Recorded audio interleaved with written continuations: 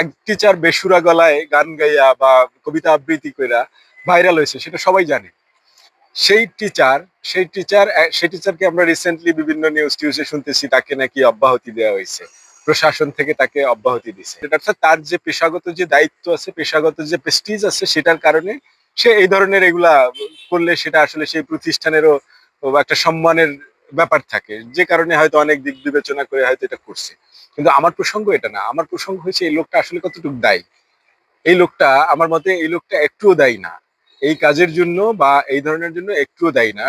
অর্থাৎ তার ঢাকা ইউনিভার্সিটিতে যেহেতু জব সিলেকশন হয়েছে, সেহেতু তার তো একটা প্রসেসের মধ্যে দিয়ে যাইতে হয়েছে। সে তো এমনি এমনি সেখানে যে জব পাই গেছে এরকম কোনো ম্যাটার আছে আমার তো মনে হয় না। সেটার জন্য তার একাডেমিক ব্যাকগ্রাউন্ড দরকার হয়েছে, তার একটা প্রসেসের মধ্যে দিয়ে যাইতে হয়েছে। সেটা যেভাবেই হোক, কারাপ্টেড ওয়েতে হোক অথবা স্বচ্ছতায় হোক, একটা প্রসেসের মধ্যে দিয়ে তার যাইতে হয়েছে।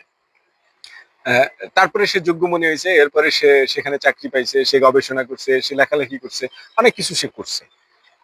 কিন্তু ব্যাপার হইলো গিয়া, অনেক কিছু সে করছে, সেই করাটার যে প্রসেস, যারা যদি সে আসলেই অযোগ্য হয়ে থাকে, তাহলে তার একাডেমিক কোয়ালিফিকেশন সেখানে কোশ্চেন মার্ক আসে, যে তাহলে সে একাডেমিক্যালি কি করে কোয়ালিফাইড হইলো। আর যদি সত্যি সে একাডেমিক্যালি সে কোয়ালিফাইড থাকে, তাহলে তো সে অযোগ্য না। তাকে অব্যাহতি দেওয়ার কোনো মানে নাই, সে তার সোশ্যাল প্রেস্টিজ যেভাবেই সে গঠন করুক না কেন। তার রিক্রুটমেন্ট প্রক্রিয়া কতটা স্বচ্ছ ছিল, তাকে কি আসলে অযোগ্য কোনো ধরনের কোনো রেফারেন্সে, কোনো ধরনের কোনো পোষ্য কোঠায়, কোনো ধরনের কোনো কারণে তাকে সেখানে বসানো হয়েছে কিনা, সেটা একটা বড় ম্যাটার। এবং আমাদেরকে আরো দেখতে হবে যে সে আসলে এই সামাজিক যোগাযোগ মাধ্যমে হয়তো তার এই শিশু সুলভ আচরণ, সেটা সে প্রকাশ করছে, যে কারণে তার এত বড় পানিশমেন্ট হইতে পারে না। এই সে যে পেশায় আছে, সেই পেশায় থাকা অবস্থায় এই ধরনের অ্যাক্টিভিটিস যে প্রতিষ্ঠানের অথবা তার প্রেস্টিজে লাগতে পারে, সেটা বোঝানোর জন্য তো এনাফ ক্যাপাসিটি ওই প্রতিষ্ঠানের থাকা উচিত। সেই প্রতিষ্ঠানের যদি সেই ক্যাপাসিটি না থাকে, ততটুক মানে কাউন্সিলিং করা, ততটুক সাইকোলজিক্যাল কাউন্সিলিং যদি তারা দেওয়ার মতো সেই প্রতিষ্ঠানের মানে ব্যবস্থা না থাকে, সেটা দুঃখজনক। এটা তাকে অব্যাহতি দেয়া, সে প্রথমে ভাইরাল হওয়া, সেটা প্রতিষ্ঠানের জন্য যেমন দুঃখজনক, তেমন তাকে অব্যাহতি দেওয়াও প্রতিষ্ঠানের জন্য আরো বড় দুঃখজনক এবং বিপজ্জনক।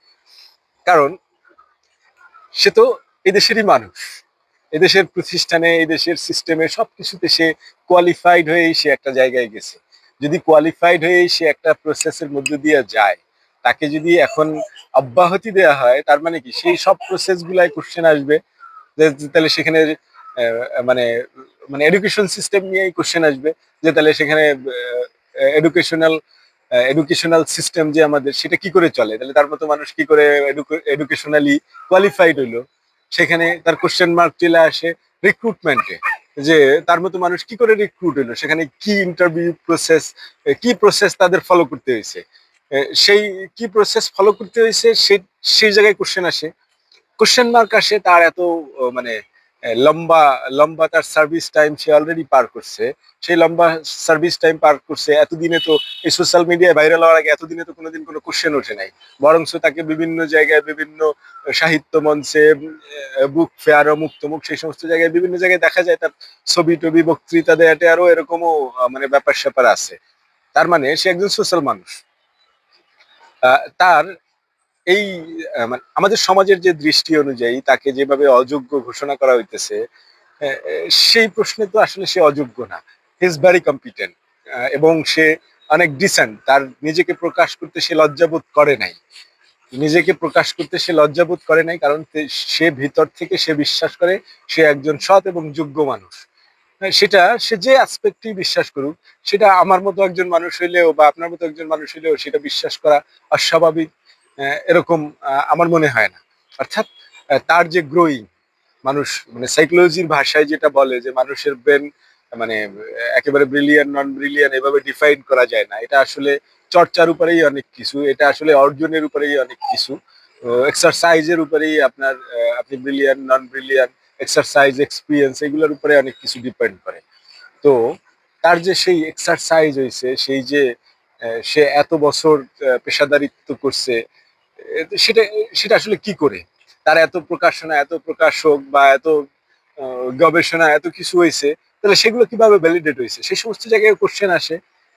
অর্থাৎ আপনি যখন একটা জায়গায়, একটা ডিসেন্ট একটা জায়গায় আপনি প্রশ্ন তুলবেন ভূয়াশী সমাজের প্রেস্টিজ দিয়া, এই সমাজের পুরো কারাপ্টেড সমাজের এই প্রেস্টিজের কি মানে আছে? এর চাইতে তো ওই শিশু সুলভ একজন প্রফেসর এনাফ।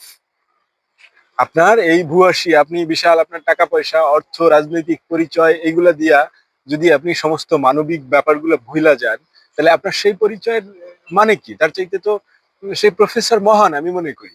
তারে কেন তারে কেন অপসারণ করা হয়েছে? সেটা সেটার যথেষ্ট মানবিক কারণ নাই। হ্যাঁ, আইনি সিস্টেমই অন্যান্য যে কোনো কারণ থাকতে পারে, কিন্তু সেটার কোনো মানবিক কারণ নাই। অর্থাৎ সে তো আহ, এই অবস্থা থেকে উত্তরণের রাইট রাখে এই রাষ্ট্রের কাছে, এই প্রতিষ্ঠানের কাছে। অর্থাৎ সেই প্রতিষ্ঠানে তো একটা ডিপার্টমেন্টও আছে সাইকোলজির। তো সেখানে কি রিসার্চ হচ্ছে, সেখানে কি হচ্ছে?